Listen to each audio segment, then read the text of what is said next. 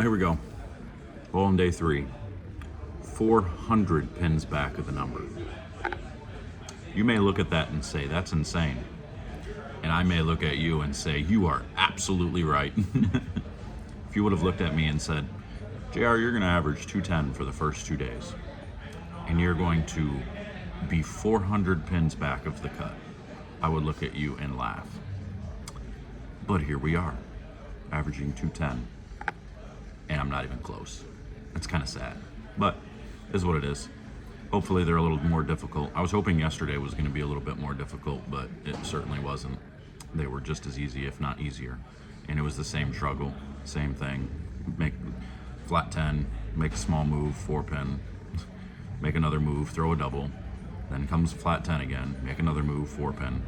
The amount of 4-pin combinations I've left, followed by 10 pins, or even just 10-pin combination, 10-pin, 4-pin, swish 7s, like it's amazing. And yes, I understand the ball's not doing the right thing, but there's places where your ball just does not match up. It doesn't matter what you do. That's why certain people just won't bowl in certain buildings, because their ball roll just doesn't match up to that building. And it's actually quite insane to think about, but it is what it is. You know, that's bowling, that's how it goes. So, looking for a 500 over day. See if we can't find a miracle here and get myself in contention with a day to go. We've got 24 games left. I mean, a lot can happen still, but who knows what will actually happen. So I'm going to go throw as many good shots as I can. Hopefully the pins fall my way today, because Lord knows they were not falling my way the last 2 days. But I feel like I bowled pretty good yesterday. Physically couldn't have bowled it much better.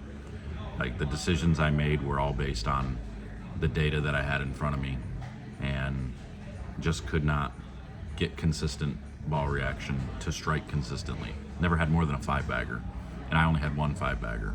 I think I only had one 4-bagger other than that. Everything else was doubles or 3-baggers, and then there's always a mix of a 10-pin or 7-pin or something in between there. It's frustrating. It's really difficult to deal with when you can look around and you see everybody's got 7-baggers.